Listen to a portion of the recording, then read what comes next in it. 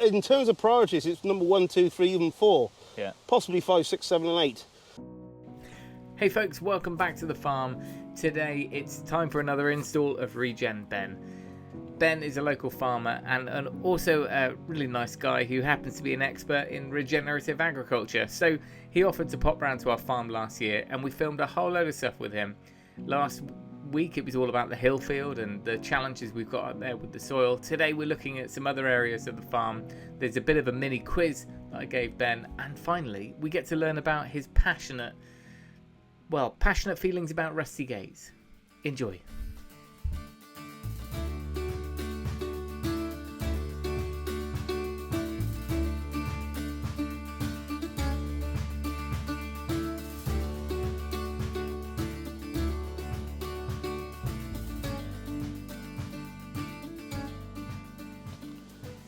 Different colour.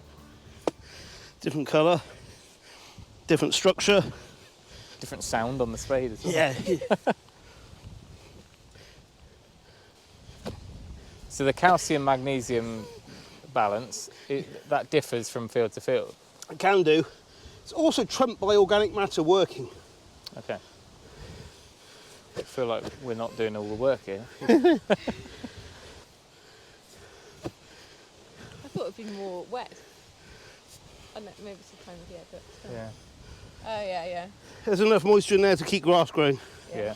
And the grass is not being inhibited. First thing to notice is how deep we have grass roots. Oh, wow, yeah. All the way down through the profile. Really important. Oh, wow, they look like scratches, but they're not there. Yeah, grass roots all the way here, right to the bottom. And that's just from this grass, this normal... Yeah. Yeah, that's crazy. So that's quite incredible. Yeah. The other really great thing is we hit no compaction. Yeah. So water is really, really important, the way it moves. And water should move downwards as well as upwards. Capillary action up. As soon as you hit any kind of a layer, it will stop immediately. Whether it be a compaction layer or a layer of whatever gets put in. The fact you've got beautiful continuity. Yeah? Yeah, we've got a plus point. This is 9 out of 10, this is. Oh. In what? In just its physical properties? In so much as exactly how it looks, exactly how it digs. But can you tell its fertility just by looking at it? Yes. Oh, You can tell this is high so fertility. there's no lab needed? No. I mean, we can send some off to a lab and get a sample and do another one with the results. You have got gold. Yes. Is it, in your view, is soil like the most important element on the farm then? It's got to be, isn't it? Soil's, in terms of priorities, it's number 1, 2, 3, even 4. Yeah. Possibly 5, 6, 7, and 8 is where it's all about. I mean, like I said, you're these. So what's the importance of a worm? Tell me. They break up the soil. 2, 5, 7, 11? Is that a chemical No. balance? No. So what goes in there compared to what comes out there? 2 times the amount of humus. So the cycling part of organic matter, really quite important. Yeah. 5 times the amount of nitrogen. 7 times the amount of phosphate, 11 times the amount of potassium. That's what comes out of what goes in it. They're fertiliser factories. Because they eat bacteria, they eat protozoa, they eat nematodes, they eat all sorts of things. Yeah. And it's like us, as humans, eating, let's say, a tableful of food.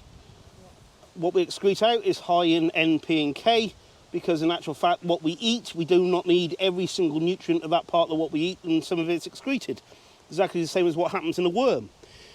So what you'll find is on a very healthy soil, a number of things happen. Here's your surface crawling worms here, the greeny grey. Right. So you have three main types of worms in the UK. So these ones here, yeah, and that one there. So the big ones like that, the big ones you find, these are called night crawlers. So they are vertical worms. They come up and they grab stuff off the surface and pull it down like that. Oh. Then you have a greeny grey coloured worm. They're horizontal worms, and they work in a layer just below the soil surface, or a little bit lower. And then you also have a little red wriggler worm. There's another beauty. You have a red wriggler that also works horizontally, not quite as deep as there are your three types. Full house. Got full house, which is good. I've never been too excited to see worms. So what does that tell me? That tells me that these are pushing out root exudates. Okay? Yeah. So the plants are pushing out root exudates. That is feeding lots of microbes. It's feeding our bacteria. It's feeding our protozoa. We have a soil food web. It's really quite important that one thing. So you have a bacteria that's eaten by a protozoa. The protozoa might be eaten by the nematode. The nematode is eaten by the worm. The worm gets eaten by a bird or a spider. And the soil food web is really quite important. So we know we have the soil food web working here because we've got worms working, feasting. So this should be sweeter smelling? It should be sweeter smelling. It's still fairly dry for it. It doesn't smell as earthy, is it, though? No, but if you smell... Get your nose in there. Oh, yeah. It's funny. It smells like parsnip. Yes. Oh, there's a tiny little green worm in there. Oh, yeah. So, how do I identify, are these adults or juveniles? Adults? Pretty chunky. Big ones are adults? No. Size of worms are relevant. In actual fact, let's have a look.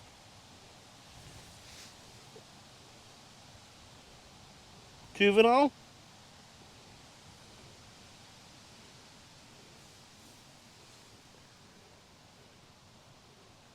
Juvenile. Does that mean that's good? Because that means... No, you're looking for some adults as well. Juvenile. Is it the spacing of the stripes? No, it's... You see a saddle on worms? Oh, the fat ring. Yeah, the fat ring? Yeah. That tells you it's an adult. Okay. Okay. Most of these, what we've just found, haven't got one. So these are all juveniles. So you can have you can have a worm that size, an adult, and a worm that size that's a juvenile. Yeah. Obviously different species of the two. It's funny, you always know that you need to have a wormery and you need worms, but you don't really know why. Yeah. You can also see the carbon in your top layer compared to the substance. Oh, yeah. Digging lovely. So what soil type is this? So how do you determine the soil type? So the easiest thing to do, I mean, you can rub it between your fingers. Yeah. What are you feeling when you get right down? Very light sand. But Yeah, not, it's not, a little bit of sand, but it's going a little bit silk. It feels like a silk. That's silt. When it starts to smooth like that. A bit like icing. Yeah. The easiest way of doing it is literally like we used to do at school. Grab a handful of soil, put it in a jam jar with water, shake it for 10 minutes, let it settle over the next week. Yeah. And you'll have the sand settles first, then your silt, then your clay. You can just measure each one, measure the overthought, and that's your sand, silt, clay percentages. Right. Okay. It's not sand. Yeah, I thought it was maybe at the top it's a bit sandier. Because it does. I mean, the kids almost like bring sand into the car. It looks like they've been at the beach. So Yeah, this is quite. For obvious reasons. Most rivers bring down silts Yeah. and streams, so this will certainly have a silt layer. And like I said, who knows? 1,000 years ago, this might have been made by beavers, because beavers actually are responsible for making a lot of our floodplains. They flood it, they dam it up. The water level rises on the one side of it. That goes across, and obviously lots of deposition of silt on that, and funny enough, you end up with she's right. And that's how beavers actually have made historically and shaped a lot of our landscape. So no, that's good. Oh, well, that's an improvement. That's it, yeah. But hopefully you can see the difference between what you got up there and what you got here. Down here, now. Now what do we do with it? Yeah, and that's really interesting. So, couple of problems you can face here is grazing when it's waterlogged. Yeah. Will soon turn this anaerobic. You know, this needs careful management, much more careful. You'll struggle to ruin that at the moment. So if you have a wet winter and you want somewhere to put animals, not here, it's Yeah. good. Yeah. Up there, Keep them up there. you're unlikely to go backwards. Yeah. Which is kind of what we thought. Yeah. You know, only half the farm is all year round. We've kind of said to ourselves, Yeah. this is kind of like let it sit. And that's probably what's happened historically as well. Yeah. So, And they've never ever cut hay from these fields. Right. Does that make a difference? They're always yeah, taking the carbon, like yeah, all the... essentially all you're doing, all of the nutrients are going into that, then you take it away, and then it not necessarily going back on the fields that it was designed for. All this is going through an animal, straight at the back end of the animal and straight back into the soil. Yeah. That's how nature was designed. I try and fence my animals out of watercourses. Yeah, I For know. the- Well, they've got no way over there. Yeah. There's Yeah, no you bridge. haven't got a bridge yet. No, not yet. It's on the list. It is, yeah. It's like our farm list. It's unfortunately gets longer, not shorter, but Yeah. it. As soon as something gets off there. But the beauty of this of farming, and I often marvel at the fact that every job generally is totally different and a totally different challenge. It's not as though you're doing the same thing over and over and over and over again. No. And what do we think of thistles and nettles? Like, are we just... So I'm not a big fan of thistles. No. Nettles, you've got to remember 80% of our British butterflies lay their eggs and caterpillars on our stinging nettles.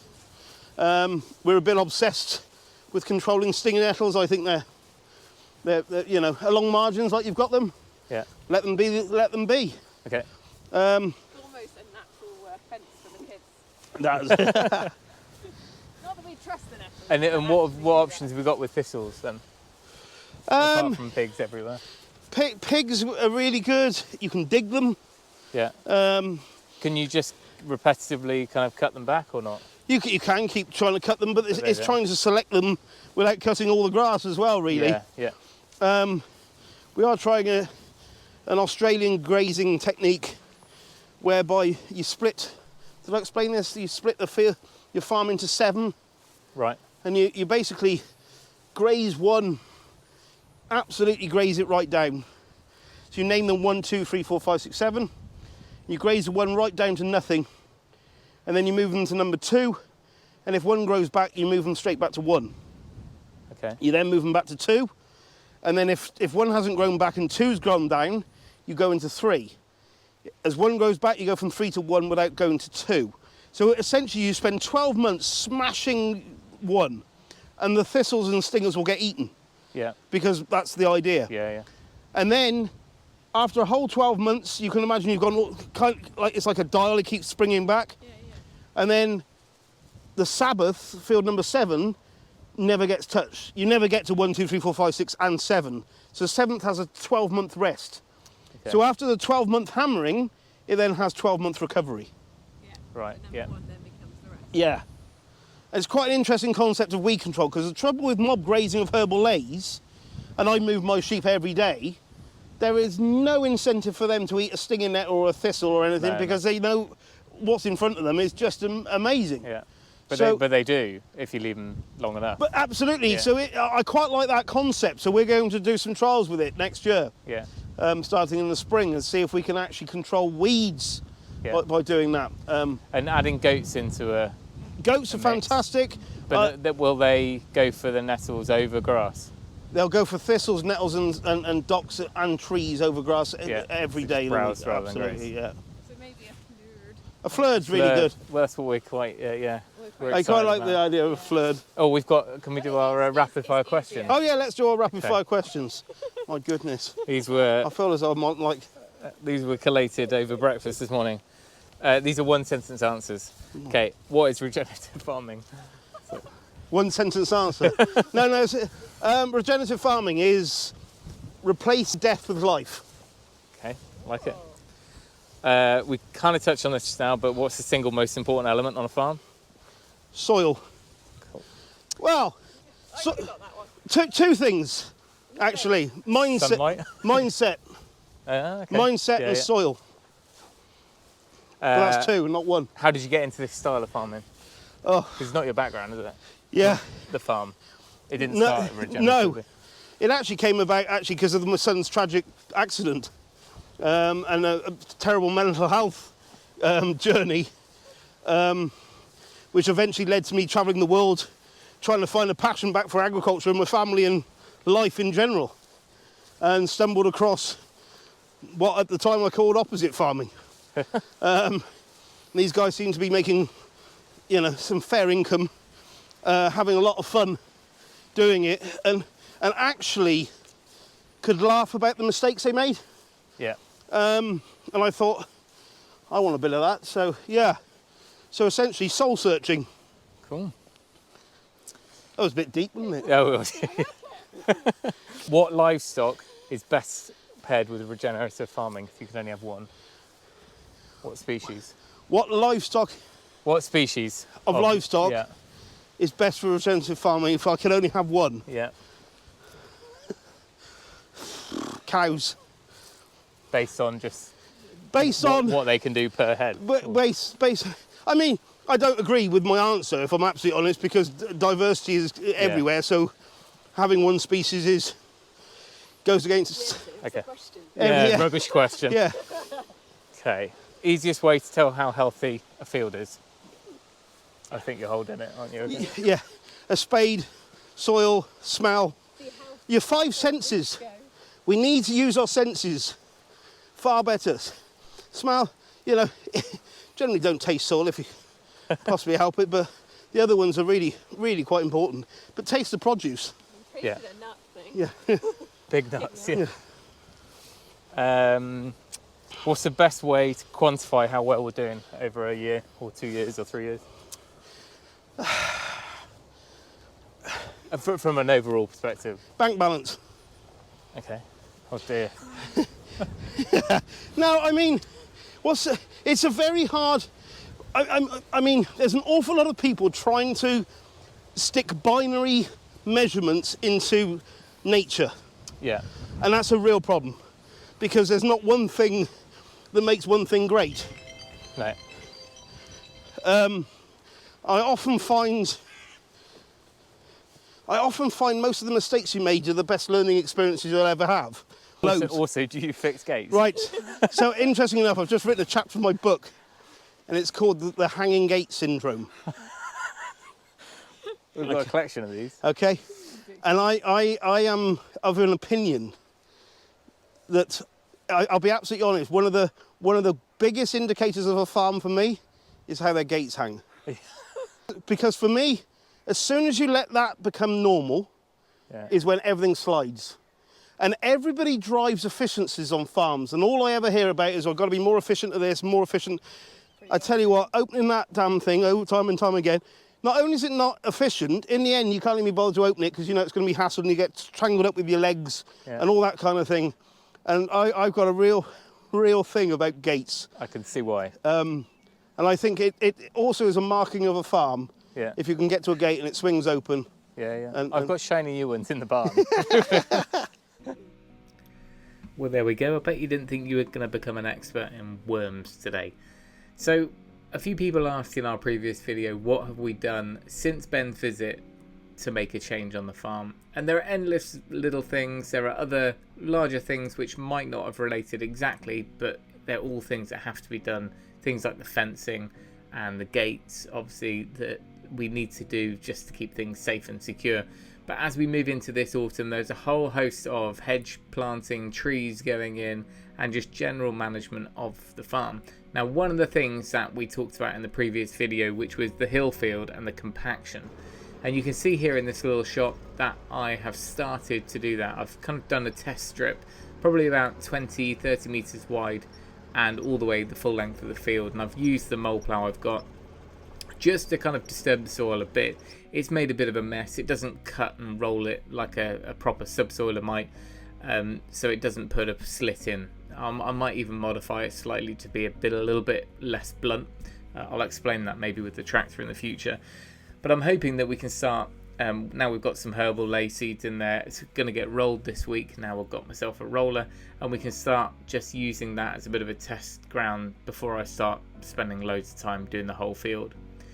As far as strip grazing and things like that, you will know that we tend to move the livestock as much as possible, and you can see here a simple, visual of that from one section to the next, and they'll probably be moved every week or so at the moment.